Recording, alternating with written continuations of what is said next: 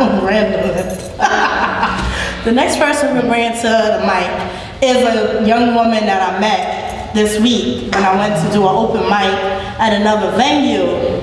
She is actually gonna go on our stage for the first time ever to spit. She's never spit on a mic before.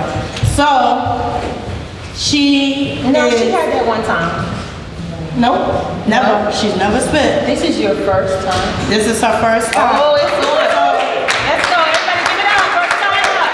So we're gonna give a round of applause.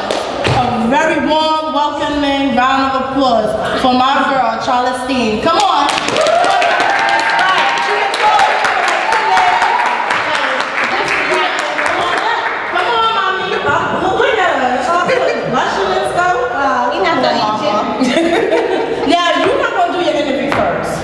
You're gonna do your interview after. Oh, that's right. After. We're gonna do this a little different. I know it's your show, but we're gonna switch it up. So you're gonna go ahead, switch your piece, and Ruby gonna ask you a question. I want to see it. Hello. I didn't memorize, of course, because I'm a first timer and I'm beyond nervous, so.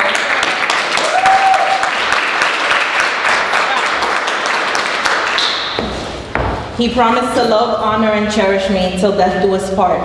He promised to love me with all of his heart. Flowers just because, kisses and hugs. Never in my life had I experienced such love. One day something changed at the flip of a switch. I went from being his princess to an ungrateful witch. His eyes got dark and his face was angry with rage. He looked like a wild lion in a cage.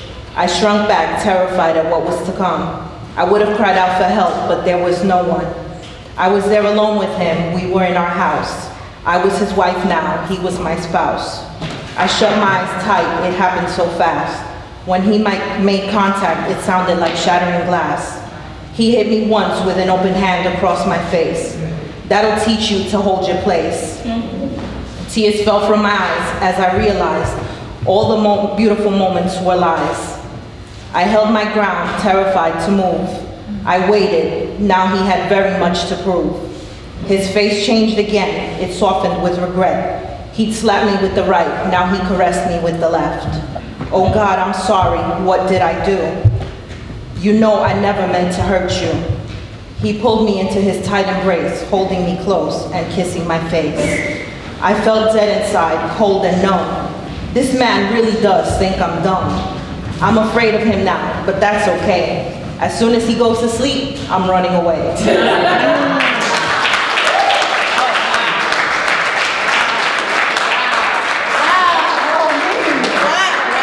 All right. What we want you to do, Charlestine, we want you to sit down next to Ruby. I'm gonna take the other end, hopefully. We'll be fine. All right, we good. All right, so Ruby wants to ask you something. Now, if you speak all fast, what is your name? Charlestine. Charlestine, I like that. Charlestine, and this is your first time. Yes. And thank you so much. Welcome to the stage, girl. This is where you belong. Thank you. It is. Where did you get the motivation for your poem? Actually, I am a survivor of domestic violence.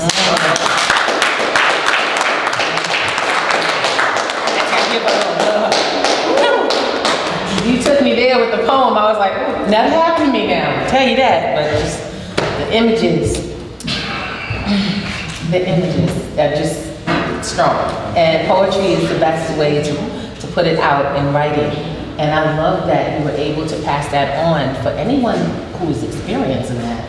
That is the real hand out there. It really is. So where else would you like to see this? What, this poem, or where would I like to see myself go? Or? That's what I would like to know. Your poem as well as the work you want to do. Well, I've actually been writing since I was 12 because I grew up.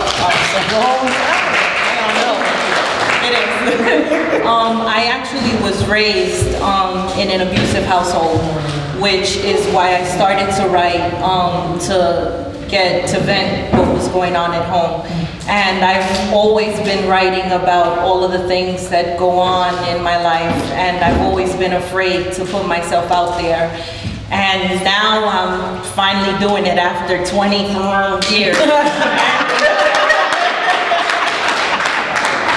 So I'm hoping that, you know, something will happen and we'll see. That's right, and keep it tight, hold it tight, because it seems like Epiphany about to take you somewhere. She got her here, she's gonna keep it going, you know that. You know what? I actually love that she just did that piece. I don't know if many people know, but last month in October is actually National Domestic Violence Month. And a lot of people don't know that. And the color for Domestic Violence Month is actually purple, the color that I'm wearing. So when she did that piece, it made me feel good that she was able to let this out. A lot of people don't get up, they don't speak out about these issues. So when you do that piece, you never know who's watching, that you may speak up and say something like this, and it may encourage someone to want to get out of their situation. There's a lot of people that are in abusive relationships, not just men, but also women. And a lot of the times, they don't know how to leave. So the fact that you said, I'm a survivor, you're not a victim. That means you have stepped up a step from being where you were, and you're going to a new plateau. And I love that you just came up, you spoke about it, and you did it freely and of yourself. And you probably just encouraged somebody you just don't even know it. So I would love to, that if I did, I am so appreciative, because there is nothing better and more freeing to know that you have gotten out. And if I could be inspiration for somebody to get out, get out, get out.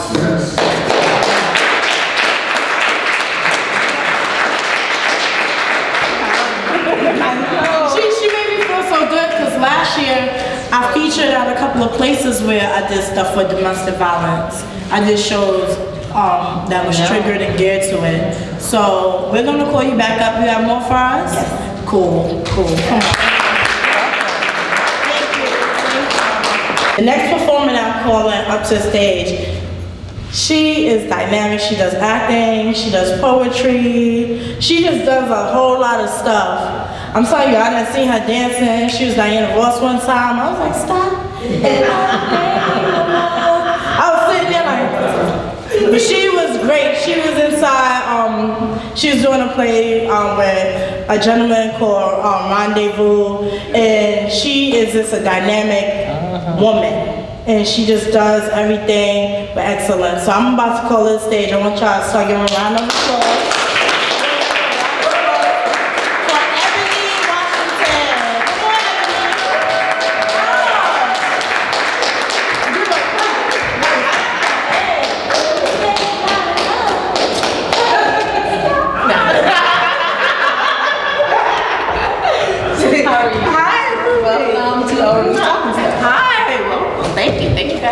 So, Miss Ebony. Yes. Now, Epiphany told her, I think she gave all your business away. Yeah.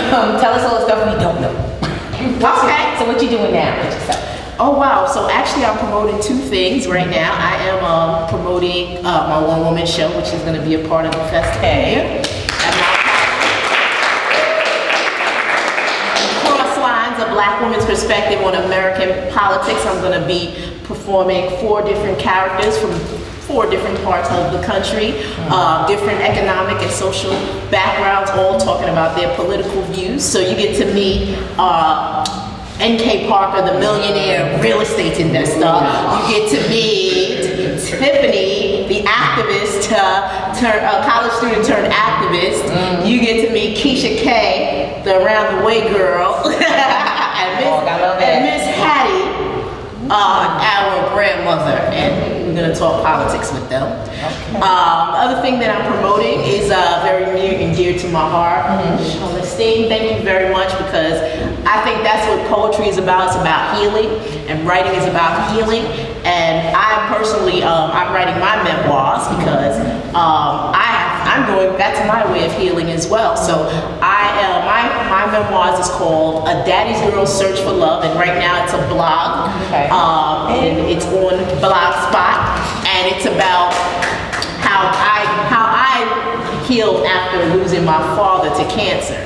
So in 2009, my father died of cancer, and at the same time, I got out of a 7-year relationship, so I had to go try to find love.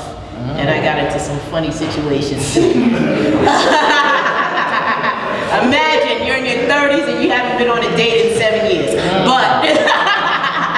So I got into some funny situations because of that, and tried to do everything I wanted to do in life, which included going to 2 different countries and a lot of other crazy stuff. But yeah. Okay, that's a lot.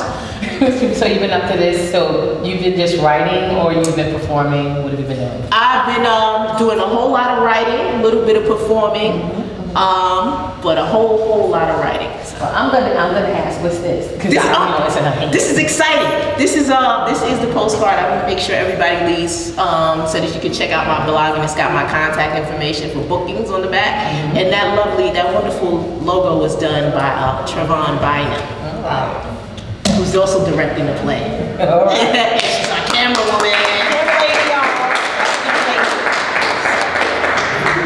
Okay, so what you gonna do for us tonight? I'm gonna do a piece from my latest post that I did. And it's in the blog. It's not really poetry. It's prosatry, I guess.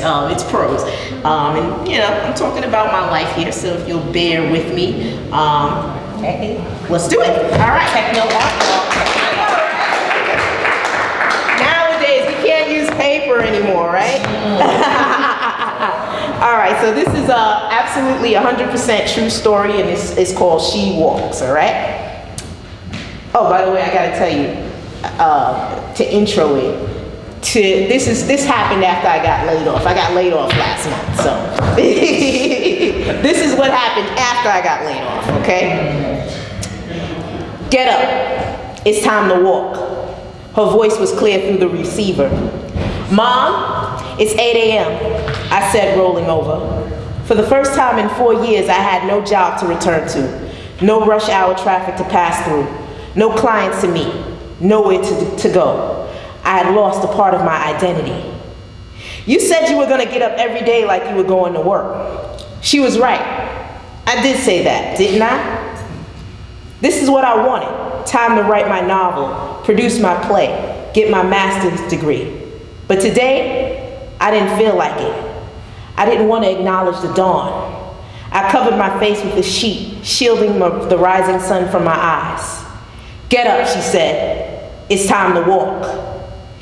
It was 4 years since she first felt weak, soreness in her joints, paleness covering her face.